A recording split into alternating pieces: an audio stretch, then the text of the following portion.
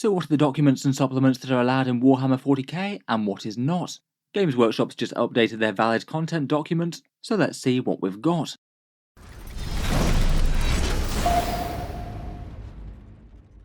Hello and welcome back to Auspex Tactics, where today I thought we'd talk about Games Workshop's valid content update.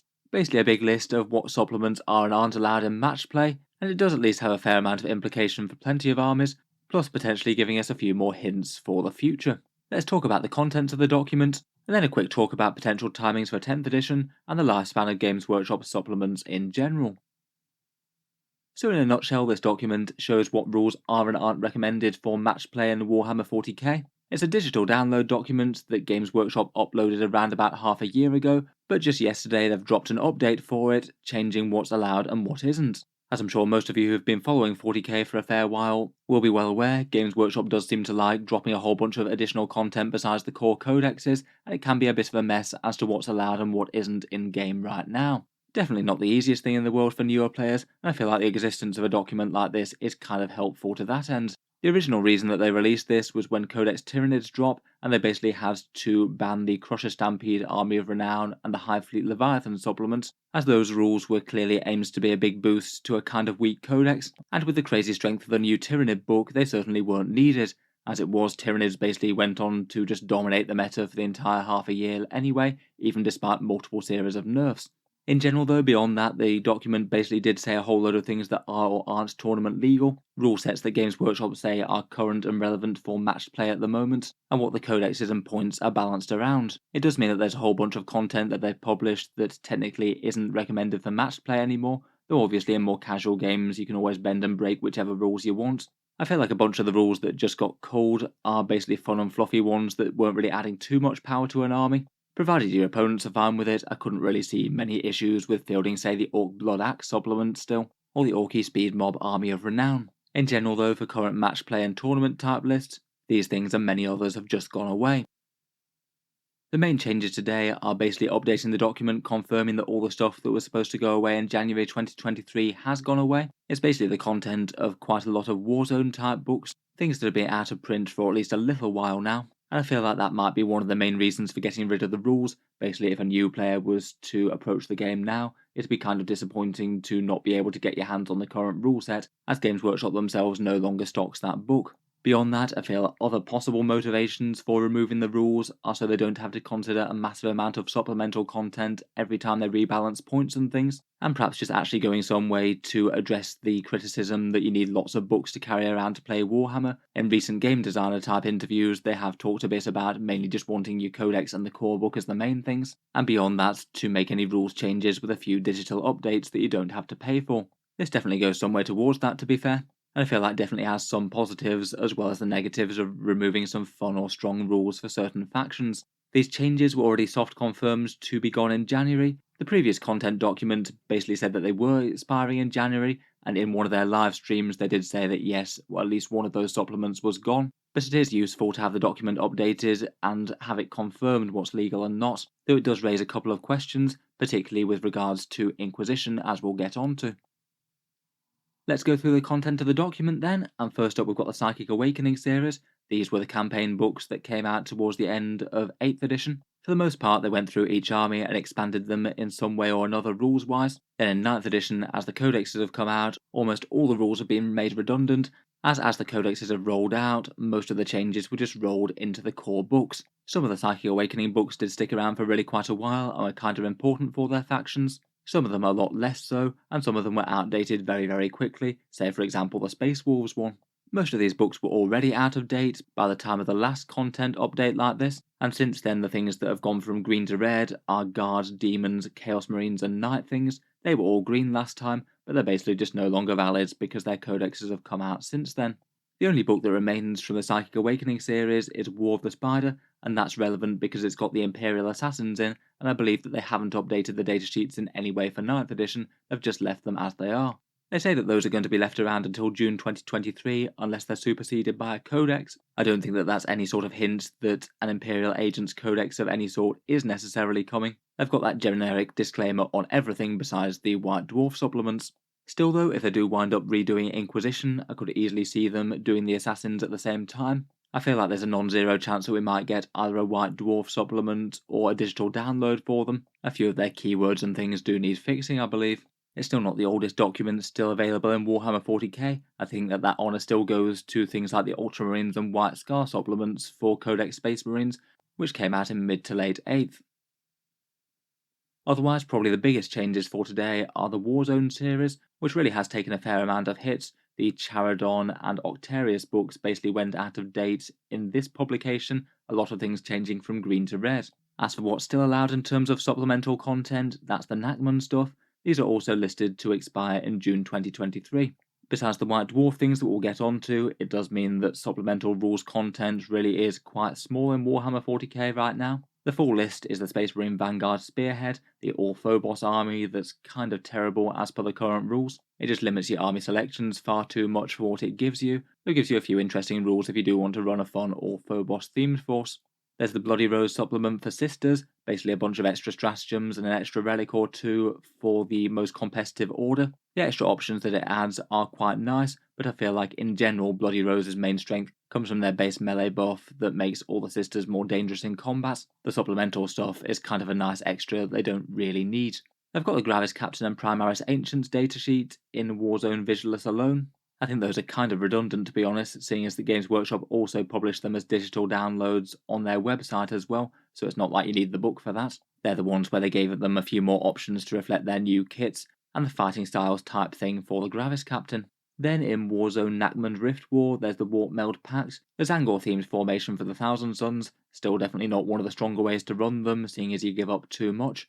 The All-Homunculus army for the Drukhari, the Coteries formation, again interesting enough, but got quite a lot worse recently with Rax and Homunculi going up in cost, and the Castellans of the Rift mini supplement for Space Marines for the ones that are defending the Vigilus Gauntlet. In general, out of these rules, I'd rate them as pretty weak overall. I'm not sure if Games Workshop was deliberately at this point trying to make supplements a little bit less relevant to the most competitive top end of the game. A fair few of these feel like they were deliberately trying to just target rules that added a bit more fun and flavour, but not necessarily that much strength to their respective armies. The Bloody Rose supplement's very relevant to competitive sisters, as Bloody Rose are pretty much the best order due to all the melee things, but the rest are a bit lackluster and you don't often see them topping top tournament tables. The bigger list, though, is for the things that went out of date in January, and it's really quite a lot of stuff. The Imperial Knights had the Freeblade Lance and the Raven supplement, both of those were kind of made redundant by the Codex though. The Admech took really quite a big loss in the Skitarii Veteran cohort, which was the most competitive way to play the army prior to all the points updates. After all the points updates though, they do look stronger overall with the core Cataphrons and things. I think it's kind of nice that they're not quite so dependent on just one formation to be in any way good. They also lost the Defense cohort and the Metallica supplement, which puts that Forge World solidly behind other options like Mars, I feel. The Death Guard one I feel was a bit of a kick in the teeth for them. Losing the Terminus S strike force is kind of sad, particularly with Arcs of Omen making Poxwalker armies a lot easier to spam lots of if you wanted to. You really can go pretty nuts on the troops choices now. Kind of sad for them I think, seeing as Death Guard I think are one of the armies that's struggling more at the moment, and I felt like that was a very well realised army of renown, giving you a very different way to play the army, but not making it the default go-to must-play build. Drukhari lose their Cult of Strife supplement. That one is relevant for a bunch of witch units, losing a few powerful stratagems like ignoring Overwatch and a fighty Succubus build. A lot of armies were choosing to use other witch cults besides Strife though. Sisters lose the Armata Lady supplement, again kind of like the Bloody Rose, maybe not the most competitively relevant. I feel like the best strength that they had out of that one was building a super fighty Canoness that could put out a whole bunch of mortal wounds with one combo. I feel like the Orcs are perhaps some of the biggest losers out of these updated supplements. They lost the Blood Axe supplement and the Speed Mob Army of Renown. Both of those I thought were good in their own way. Blood Axes gave you a bunch of extra stratagems and things and actually plays quite well into their fluff, having a bunch of extra options that are slightly overly complicated.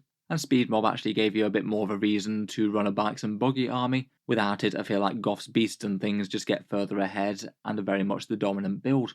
Deathwatch lost the Kill Team Strike Force. Again, that was quite a fun one, allowing you to borrow chapter tactics and having a powerful auto wound stratagem. Could have been very interesting with discounted Space Marine datasheets. I don't know whether it might have been too much or not, but I'd suspect not. The generic fortification rules went away from the Warzone Octarius book. These were the ones for the things like the Bastion, the Aegis defense line, and a few other bits. Looks like if you have those terrain pieces, there's no necessary hint that Games Workshop's going to continue to support them. They don't sell the bits anymore.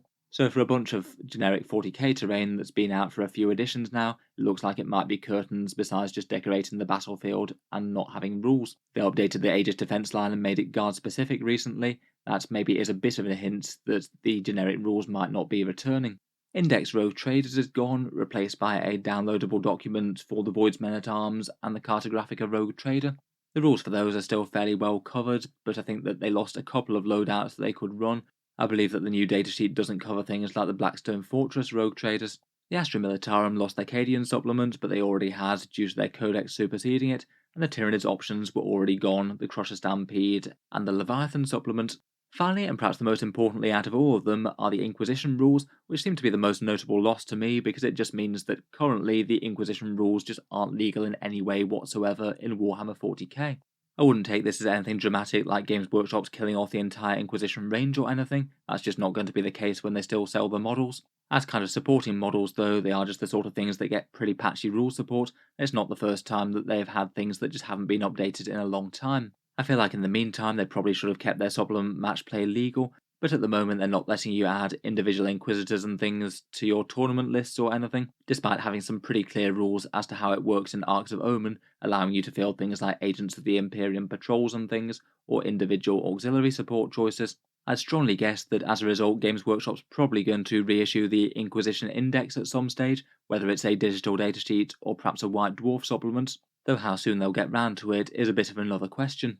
I'd hope that they would sooner rather than later. Seems kind of sad that they finally get a lot more workable rules in Arcs of Omen, allowing them to field both Inquisitors and their henchmen within an Imperial army. The Battle Brothers and Agents of the Imperium special rules kind of imply that you should be able to without ruining your main army's special rules now, and to have them be completely unplayable for a portion of this season is just kind of sad. In the meantime, in more casual games, I just continue to use the supplement from Warzone Octarius. Still kind of works fine, even if the keywords maybe need a bit of adjusting. Finally, for the summary of the document, we also have the White Dwarf rules as well. Various match play legal, army, craft world and chapter supplements that they've dropped in their magazine over the last couple of years. Some of them do go back quite a way, things like the Emperor's Spears and Silver Templars I think weren't too long after the Space Marine supplements dropped. It's a bit of a mismatch of different things. About half of them are individual chapter supplements for things like the Tome Keepers, Exorcists, Emperor's Spears, Wolf Spear and Silver Templars, successor chapters that don't really have the most exciting rules in the world, but just get a few of their own fun or fluffy relics or stratagems. Being locked to set successor chapter tactics though isn't particularly helpful for them and is kind of limiting. Otherwise, there's a similar issue for Craftworld Altansar for the Eldar, the Index World Eaters thing to tide them over until their codex drops, hopefully quite soon. And then kind of recently there's the two armies of renown for the Necrons, the Cult of the Cryptek and the Annihilation Legion, which I strongly suspect were originally intended to be more Warzone books, but Games Workshop decided to change course and release them as White Dwarf indexes instead. I feel like the Annihilation Legion is quite good fun as an all-destroyer army. It does give them access to a few other fun stratagems. It's kind of interesting that these don't have any set expiration date, and I kind of wonder if it might be because a bunch of these are on their Warhammer Vault Warhammer Plus service, so basically available as paid digital downloads if you want to access the rules. I'd guess that these won't survive into 10th edition though, and certainly if Games Workshop pulls a hard reset on basically all of 40k, basically culling the codexes and reissuing some new indexes. Still though, in general in these White Dwarfs, I feel like most of these aren't the most exciting rules that you'd often want to play for strength, more sort of fun and fluffy options. In terms of the strongest armies about, I feel like perhaps the most relevant ones are Index World Eaters until it's superseded, and the Annihilation Legion for the Necrons. So that's the main content of the document, but I did think there were a few other interesting things. Particularly, as has been mentioned before, that June 2023 date is quite an interesting one to see it mentioned so many times throughout the document. It would tie in rather well with Games Workshop releasing a 10th edition of the game. They do seem to be operating in 6-month seasons these days, and Arcs of Omen with its campaign series looks like it's going to be the last of 9th. Unlike in the transition between 8th and 9th as well, it looks like any supplements won't be surviving into the new edition, though we don't know about the White Dwarf ones I suppose. Again though, if rumours of them pulling a hard reset on the game are accurate, then it looks like no rules might survive from 9th edition to 10th in general, codexes or not. Just in general, I must admit, whenever we're talking about Games Workshop supplements going out of date, it does sort of reopen the debate about supplement lifespan in general from Games Workshop, in general an area where they've been criticised quite a bit in the past for the time of those books being active for being a bit on the short side. Many of the books that we've talked about cost upwards of £30, €40 or $50, so aren't exactly small purchases. Generally speaking, for any individual army, they usually only have a small amount of rules for them, and then tend to go out date far quicker than any codexes, as they're often defunct when the next codex for the faction comes out. I must admit I would generally consider Games Workshop supplements to be fairly low on the buy list. There's just often quite a big danger of having bought one and then just having it be completely irrelevant 6 months down the line. I suppose we know that for an absolute certain fact with any of the current ones. It does appear though that Games Workshop has recognised this criticism a bit. They seem to have changed their strategy mid-edition on their supplement books, perhaps just listening to feedback on their Warzone series and how each time there was a release they were generally derided by the community. Plenty of people raising complaints about them, feeling like day one DLC being a lower priority than actually getting the core codexes released, and again about short lifespan and small amounts of rules for the amount of money they expect you to pay. Throughout 9th edition they had the Warzone campaign books with all the bonus rules, Charadon, Octarius and Nakmund, though in the Nephilim season it looks like they abandoned this model entirely, did a bit of a rethink of their rules, and then instead of getting any Warzone Nephilim books, it looks like the Necron content that was scheduled for then was instead released by those White Dwarf Armies of Renown, rather than coming out in the supplement books. Then with their rethink they seem to have taken that forward into the Arcs of Omen things, no army expansions or anything, and instead going down the boarding actions rules as the main reason to buy those. On the whole, I think it is quite good that they do have this document for a bit of clarity. Often in the past it's been pretty unclear as to which supplements are game legal and which ones aren't. I feel like though my only main criticism of this one might be is that I'm just not sure they needed to declare quite so much redundant at this point in the edition. Things like the Death Guard and the Orc supplements, I feel like they could have just happily kept them around until the edition's end if it really is just 6 months away. I feel like a bunch of these rules aren't exactly the top meta stuff or anything, but a lot of people have built their armies around them, and it's just a bit annoying to have to rejig them for Arcs of Omen before potentially the entire edition goes up in smoke anyway. That's just one take though. I'll be interested to hear your guys' thoughts down in the comments. I think we'll leave that there for this video though. If you have enjoyed the discussion then feel free to subscribe to Auspex Tactics. I'll certainly keep up with Games Workshop's news and rules updates. I do tend to post new videos just about every day. Finally, if you have been enjoying all the videos on the channel, I would just like to mention that Auspex Tactics does have a Patreon page as well, and you can find that linked in the video description. It is the primary way that I can continue to make content like this literally every day. If you'd like to help support and keep the videos coming, I do try and give some good rewards for channel patrons as well, seeing certain videos early, regular votes to see what sort of things come next on the channel, and automatic entry into the regular prize giveaways with a chance to win some really big model kits each month. If any of that sounds good to you or you'd just like to help support, the link is down in the video description. In any case, a massive thank you for listening, and I'll hope to see you guys next time.